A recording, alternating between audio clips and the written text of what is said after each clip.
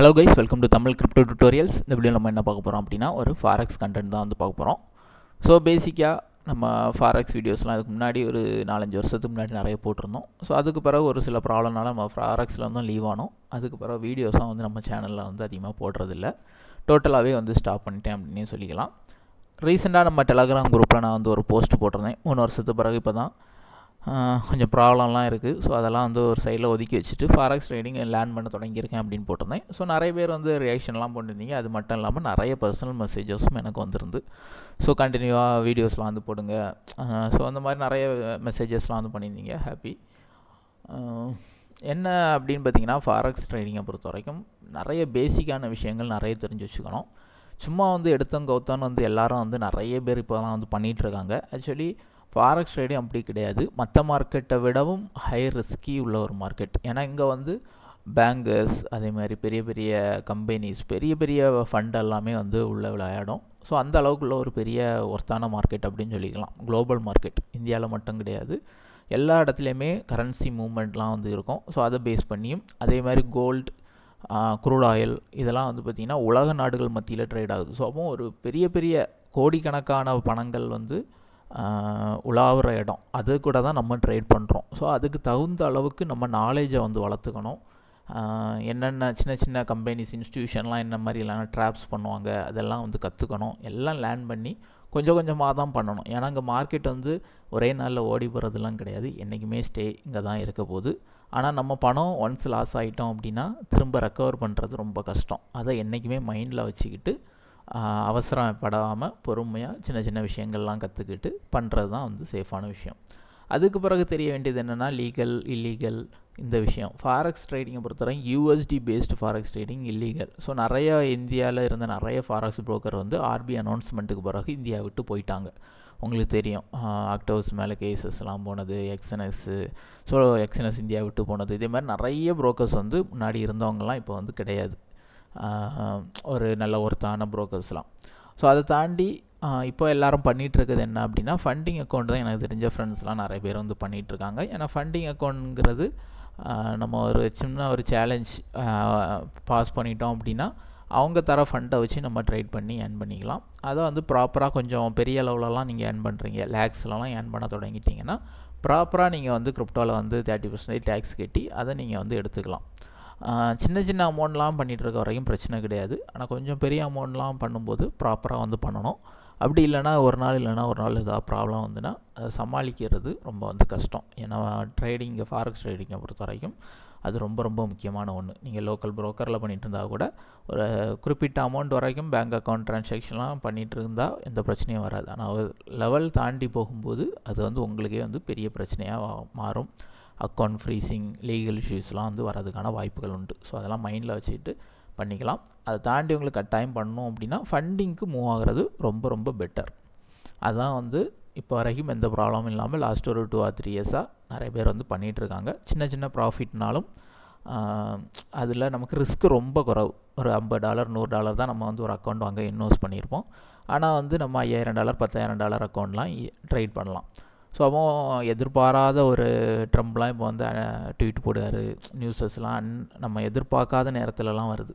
So இந்த மாதிரிலாம் ஏதாவது ஒரு அன்எக்ஸ்பெக்டடாக வந்துன்னா நம்ம ஒரு $10,000 $20,000 அக்கௌண்ட்லாம் வச்சு பண்ணும்போது டோட்டலாக அடிச்சுட்டு போயிடும். 5 லட்ச ரூபா 10 லட்ச ரூபாலாம் ஒரே நாள்லேயே போயிடும்.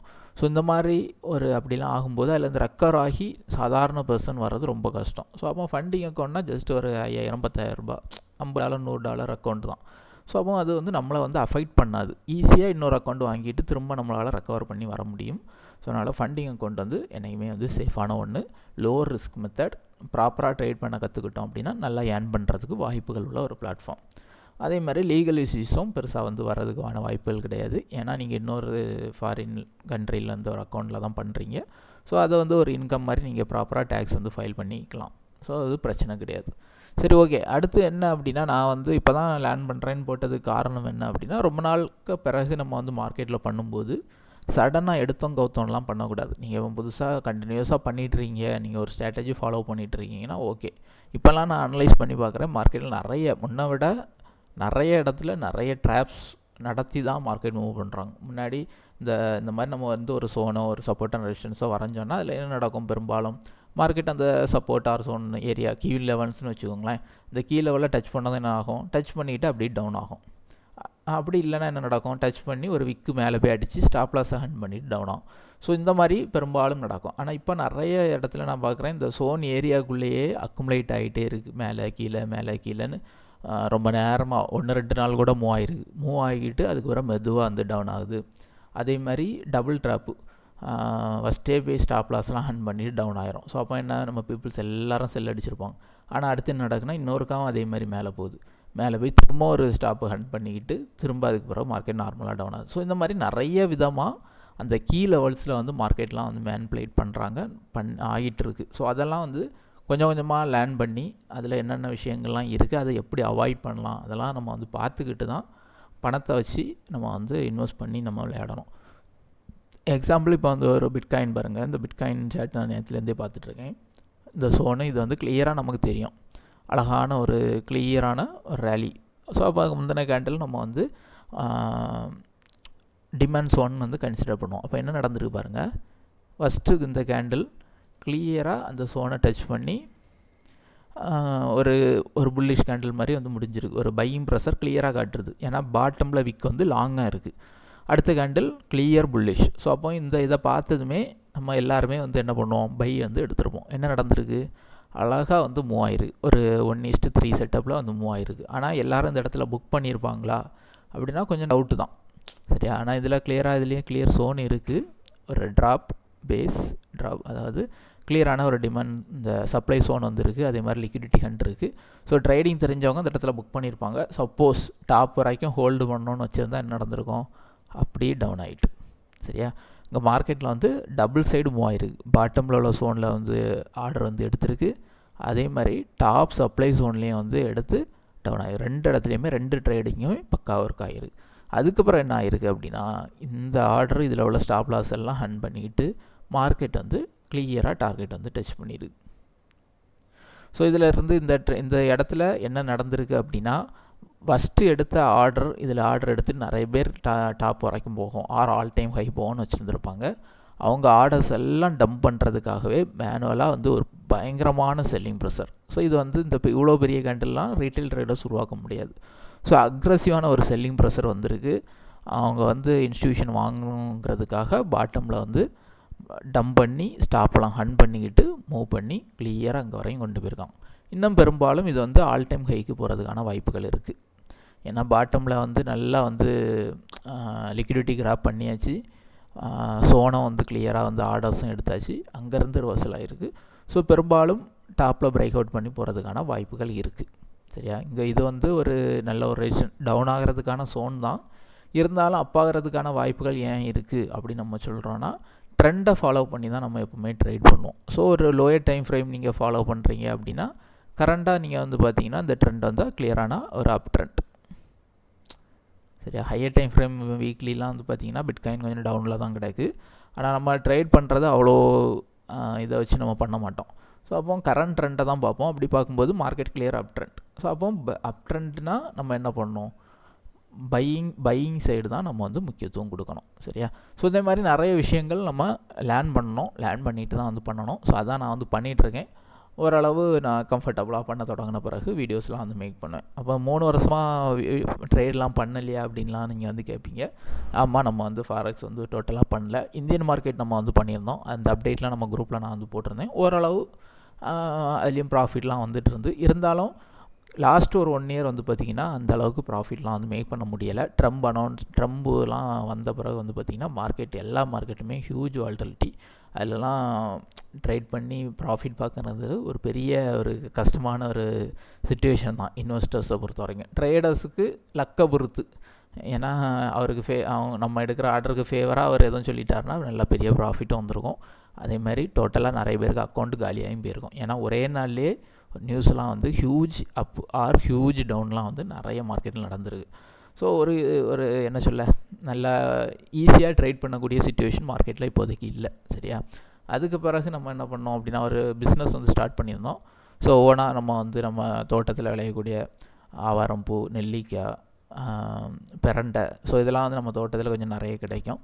ஸோ அதை வச்சு கொஞ்சம் பர்சனலாக நம்ம ஆர்கானிக்காக ஒரு பிஸ்னஸ் வந்து நம்ம வந்து ஸ்டார்ட் பண்ணோம். ஸோ அதான் வந்து ரன்னிங்கில் தான் வந்து இருந்துகிட்ருக்கு. நிறைய பேர் நம்ம குரூப் மெம்பர்ஸ்லாம் வந்து சப்போர்ட் பண்ணிகிட்ருக்கீங்க. ரொம்ப தேங்க்ஸு. ஏன் அப்படின்னா நான் இது முக்கியமாக தொடங்கினது காரணம்னா, நம்ம என்றைக்குமே வந்து கொஞ்சம் இயற்கையான பொருட்களை நோக்கி ஆரோக்கியமான பொருட்களை வாங்கி சாப்பிட வேண்டிய சுச்சுவேஷனுக்கு நம்ம வந்துட்டுருக்கோம். ஃப்யூச்சரில் எல்லாருமே இங்கே இந்த சைடு வந்துடுவோம். ஏன்னா அந்த மாதிரி தான் வந்து நம்மளோட ஹெல்த் கண்டிஷன்லாம் போயிட்டுருக்கு. நம்ம வயசானவங்க, நம்ம அப்பா தாத்தாலாம் எப்படி இருந்தாங்க, நம்ம எப்படி இருக்கோம், இனி நம்ம பிள்ளைங்க எப்படி இருக்கோம் நம்ம யோசித்து பார்க்கும்போது நல்ல சத்தான உணவுகளை நம்ம எடுக்க வேண்டிய கட்டாயத்தில் இருக்கும். அதே மாதிரி நம்ம ஃப்யூச்சர் ஜெனரேஷனுக்கும் அதை கொண்டு போக வேண்டிய சுச்சுவேஷனில் இருக்கும். ஸோ அதனால் நானும் வந்து கொஞ்சம்லாம் ஃபுல்லாகவே மாறியாச்சு. எண்ணெய்லாம் வந்து நம்மளே ஓனாக ஆட்டி அந்த எண்ணெய் தான் நம்ம சாப்பிட்றது. அதே மாதிரி டெய்லி ஜூஸுக்கெல்லாம் வந்து ஃபுல்லாக நெல்லிக்காயில் ரெடி பண்ண பொடி வச்சு ஜூஸ் குடிக்கிறது, ஸ்நாக்ஸுக்கு பனானா சிப்ஸு, பிரண்டை பொடிலாம் வந்து சைட் டிஷ் மாதிரி டெய்லி கூட்டுக்கு பதிலாக எடுக்கிறது. ஸோ இந்த மாதிரி நிறைய வந்து நானும் மாறிட்டுருக்கேன். அது ரிலேட்டடான நான் பண்ணக்கூடிய ப்ராடக்ட்ஸ் எல்லாம் வந்து சேலம் வந்து பண்ணிகிட்ருக்கோம். ஸோ இந்த பிஸ்னஸை நம்ம வந்து பண்ணோம். ஸோ இதான் வந்து லாஸ்ட்டு 3 இயர்ஸாக நம்ம வந்து பண்ண விஷயங்கள். கிரிப்டோ மார்க்கெட்டும் ரொம்ப அடி வாங்கினனால அதிலேருந்து நம்ம வந்து ப்ராஃபிட் வந்து மேக் பண்ண முடியலை. ஸோ இப்போ ஃபாரெக்ஸ் வந்து பண்ணலாம், லேர்ன் பண்ணலாம் அப்படின்னு வந்து திரும்ப வந்து மார்க்கெட்டுக்குள்ளே வந்திருக்கேன். ஸோ இது வந்து இந்த டைம் வந்து கொஞ்சம் நல்ல ஒரு டைமாகவும் இருக்கும் நிறைய பேருக்கு. ஏன் அப்படின்னா யூஎஸ்டி ப்ரைஸ் வந்து இன்க்ரீஸ் ஆகிருக்கு. நம்மளாம் 1 இயருக்கு முன்னாடி பண்ணும்போது 85 ரூபா அந்த கண்டிஷன் தான் இருந்து. ஆனால் இப்போ பார்த்திங்கன்னா 95+. ஸோ அப்போ நம்ம ஒரு $10 ஏர்ன் பண்ணால் கூட நமக்கு வந்து ஈஸியாக வந்து 950 ரூபா வந்து ஐஎன்ஆரில் வந்து கிடைக்கும். ஸோ அதோட கூடயும் வந்து நம்ம லோக்கல்லலாம் செல் பண்ணும்போது கிடைக்கும். ஒரு சின்ன சின்ன ப்ராஃபிட்டு கூட உங்களுக்கு வந்து முன்னை விட அதிகமாக வந்து ஐஎன்ஆராக கிடைக்கிறதுக்கான வாய்ப்புகள் உண்டு. ஸோ நிறைய பேர் வந்து ஃபாரெக்ஸ் பண்ணுறதுக்கு அதுவும் ஒரு ரீசன். முன்னாடிலாம் வந்து ஐஎன்ஆர் வேல்யூ அதிகமாக இருந்து இப்போ ஐஎன்ஆரோட மதிப்பு வந்து குறைஞ்சிட்ருக்கு. ஐஎன்ஆரோட மதிப்பு குறையுதுன்னா நம்ம அதிகம் சம்பாதிக்க வேண்டிய சிச்சுவேஷனில் இருக்கிறோம் அப்படின்னு அர்த்தம். விலைவாசிகள் எல்லாம் ஏறிக்கொண்டு இருக்கும், இன்னும் வந்து ஏறதுக்கான வாய்ப்புகள் இருக்குது. இந்த போர்லாம் வந்து ஸ்டாப் ஆகலை, இன்னும் கண்டினியூ ஆகுதுன்னா பெட்ரோல் டீசல் விலையெல்லாம் வந்து பயங்கரமாக ஏறதுக்கான வாய்ப்புகள் இருக்குது. ஆல்ரெடி கேஸ் விலையெல்லாம் வந்து ஏற தொடங்கியிருக்கு. ஸோ இந்த மாதிரி நிறைய இதெல்லாம் வந்து பெட்ரோல் டீசல்லாம் பெருசாக அஃபெக்ட் ஆகாதுன்னு நினைக்காதீங்க. பெட்ரோல் டீசல் கேஸ் விலையெல்லாம் ஏறிச்சுன்னா நம்ம சாப்பிட்ற ஒவ்வொரு பொருள்களோட விலையும் ஏறும். ஓவராலாக வந்து இன்ஃப்ளேஷன் வந்து அடி வாங்கும். நம்ம அப்போது வழக்கமாக மாதத்துக்கு 20,000-30,000 செலவு பண்ணிகிட்ருக்கீங்கன்னா எக்ஸ்ட்ரா 5,000 10,000 செலவு பண்ண வேண்டிய சிச்சுவேஷன் வரும். ஸோ இப்படி தான் வந்து ஒரு விலை ஏதாவது ஒன்றோட இம்பேக்ட் வந்து டோட்டலாக மொத்த ப்ராடக்டோட விலைவாசியை வந்து அஃபெக்ட் பண்ணோம். இதனால தான் நம்ம அதிகமாக சம்பாதிக்க வேண்டிய கட்டாயத்தில் இருக்கோம். ஸோ அதுக்கான வாய்ப்புகளை தான் வந்து நான் தேடிட்டுருக்கேன். நீங்களும் வந்து நிறைய பேர் கேட்டிருந்தீங்க, அது ரிலேட்டடாக வீடியோ போடுங்க, கருத்துக்கள் அட்லீஸ்ட் வீக்லி ஒன்ஸ் அது வந்து கோல்டெல்லாம் அனலைஸ் பண்ணி போடுங்க. ஸோ அப்படிலாம் நிறைய கமெண்ட்ஸ் வந்து வந்திருந்து எல்லாம் பார்த்து தான் இருக்கேன். ஸோ வாய்ப்புகள் கிடைக்கும்போது நம்ம வந்து போடுறோம். அதே மாதிரி கோல்டு தான் எல்லாரும். ஏன்னா கோல்டு வந்து ட்ரேட் பண்ணுறதுக்கு அருமையாக இருக்கும். சடனாக ப்ராஃபிட் வரும், அப்படின்னா லாஸ் வரும். இந்த மாதிரி ஹியூஜ் வால்டிலிட்டி உள்ள பெயர். கோல்டை பொறுத்தவரையும் ஹையர் டைம் ஃப்ரேம் அப்படின்னு பார்த்திங்கன்னா நல்லாவே அப் ட்ரெண்டில் போய்கிட்டு இப்போ வந்து ஒரு கரெக்ஷனில் தான் இருக்குது. சரியா, ஒரு ஆள் வந்து பார்த்திங்கன்னா என்ன சொல்ல ஷார்ட் டைம் ஃப்ரேமில் டவுன் ட்ரெண்டு தான். அதே மாதிரி கோல்டில் இன்னொரு ரிஸ்க்கும் வந்து இருக்குது. என்ன அப்படின்னா இன்வெஸ்டர்ஸுக்கு ஒரு ஹியூஜ் ரேலிலாம் வந்து போச்சுன்னா அதுக்கப்புறம் ஒரு சில வருடங்கள் கூட சைடு வேலெல்லாம் வந்து இருந்திருக்கு. எப்போல்லாம் மார்க்கெட்டில் நல்ல வால்யூம் வந்து அப்பா இருக்கோ அதுக்கப்புறம் ஒரு சில வருடங்கள் சைடு வேல இருந்திருக்கு. ஸோ அப்படி பார்க்கும்போது பெரிய பெரிய அமௌண்ட்லாம் வந்து டாப்லலாம் போய் இன்வெஸ்ட் பண்ணிக்கிட்டு காத்துட்டுலாம் இருந்தீங்கன்னா மேபி ஏமாறுறதுக்கான வாய்ப்புகள் உண்டு. ஜஸ்ட் ட்ரேட் பண்ணுறதுக்கான வாய்ப்புகள் கிடச்சினா மட்டும் ட்ரேட் பண்ணிக்கலாம். இதில் அதே மாதிரி நம்ம வந்து இப்போதைக்கு நான் ஃபாலோ பண்ணிகிட்ருக்க சப்ளை டிமாண்ட் கான்செப்ட் தான். ஓரளவு நல்லா தான் வந்து ஒர்க் அவுட் ஆகிட்டுருக்கு. நீங்கள் வந்து சார்ட்லாம் நீங்கள் வந்து செக் பண்ணி பார்க்கலாம். 4 hour 1 hour டே கேண்டில் அதெல்லாம் வந்து பார்க்கலாம்.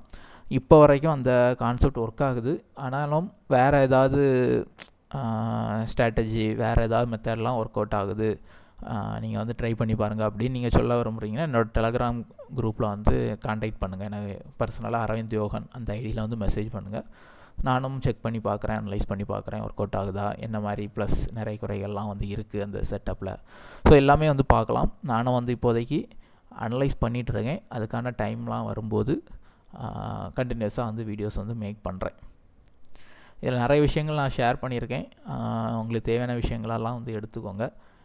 மஸ்ட்டு வந்து நான் சொல்லியிருக்க விஷயங்களெல்லாம் ஃபாலோ பண்ணிக்கோங்க. ஏன்னா இதில் ஷேர் பண்ணியிருக்க விஷயங்கள் எல்லாமே வந்து ஒரு அனுபவத்தின் பேரில் நிறைய பிரச்சனைகளுக்கு எல்லாம் ஃபேஸ் பண்ண பிறகு தான் நான் வந்து இதெல்லாம் வந்து ஷேர் பண்ணுறேன். நிறைய ப்ராப்ளங்கள் பேக் சைடில் வந்து போயிட்டு இருந்தாலும் நம்ம என்ன சொல்ல பிரச்சனையோட வாழ பழகியாச்சு. ஸோ அதனால் நம்ம வந்து திரும்பவும் மார்க்கெட் வந்து பார்க்கலாம் அப்படின்னு முடிவு பண்ணியிருக்கேன். அதே மாதிரி குறிப்பிட்ட பேஸ் மட்டும், நிறைய பேஸ்லாம் வந்து அனலைஸ் பண்ணாமல் கொஞ்சம் டாப் பேஸ் மட்டும் எடுத்து வச்சு பாருங்கள். ரொம்ப ரொம்ப நிறைய பேஸ்லாம் நீங்கள் வந்து ட்ரேட் பண்ணணும்னு அவசியமே கிடையாது. உங்களோட மைண்ட் செட்டுக்கு தகுந்த மாதிரி செட்டப் சூஸ் பண்ணிக்கோங்க. இப்போ உங்களால் பொறுமை காக்க முடியாது அப்படின்னு உள்ளவங்க லோயர் டைம் ஃப்ரேமுக்கு போயிருங்க. 5 மினிட் 15 மினிட் அந்த மாதிரி. இல்லை எனக்கு நான் பொறுமையாக தான் ட்ரேட் பண்ணுவேன் அப்படின்னா நீங்கள் வந்து ஒரு அக்கௌண்ட் க்ரியேட் பண்ணும்போது கூட ஃப்ரீ அக்கௌண்ட்டுன்னு சூஸ் பண்ணிக்கணும். அது எக்ஸ்ட்ரா கொஞ்சம் ஃபீஸ்லாம் வரும்னு நினைக்கிறேன். ஆனால் அது நீங்கள் 2-3 நாள் ஹோல்டு பண்ணாலும் உங்களுக்கு ஃபீஸ்னு வந்து பிடிக்க மாட்டாங்க. தாராளமாக நீங்கள் வந்து வச்சு பொறுமையாக பெரிய ப்ராஃபிட்லாம் எடுக்கணும் அப்படின்னு உள்ளவங்க தாராளமாக அந்த மாதிரி ட்ரேட் பண்ணிக்கலாம். அதே மாதிரி அன்னன்னைக்கு ட்ரேட் பண்ணணும் உள்ளவங்களுக்கு நார்மல் ஃப்ரீ அக்கௌண்ட் தேவையில்லை. நீங்கள் வந்து லோயர் டைம் ஃப்ரேம் வச்சு அப்பப்போ ட்ரேட் பண்ணிக்கலாம். மைண்ட் செட்டுக்கு தகுந்த மாதிரி அக்கௌண்ட் சூஸ் பண்ணிக்கணும், டைம் ஃப்ரேம் சூஸ் பண்ணிக்கணும், பெயர்ஸ் சூஸ் பண்ணிக்கணும். இதெல்லாம் ரொம்ப முக்கியம். அதெல்லாம் வந்து சூஸ் பண்ணி ப்ராப்பராக வந்து ட்ரேட் பண்ணணும். அதுக்கு பிறகு ப்ரோக்கர் சூஸ் பண்ணுறது, அதுக்கு பிறகு ஃபண்டெல்லாம் பெருசாக ஏர்ன் பண்ண தொடங்கின பிறகு அதை எப்படி லீகலாக பிரச்சனை இல்லாமல் விட்ரா பண்ணுறது. ஸோ இந்த மாதிரி நிறைய விஷயங்கள் உங்களுக்கு தெரிய வேண்டியது இருக்குது. ஏதாவது டவுட்னா நீங்கள் வந்து கமெண்டில் சொல்லுங்கள். அப்படின்னா நம்ம டெலகிராமில் என்ன பர்சனலாக வந்து கான்டாக்ட் பண்ணுங்கள். அப்கமிங் வீடியோஸில் நம்ம எல்லாமே வந்து 1 by 1 டிஸ்கஸ் பண்ணுவோம். Okay, thank you.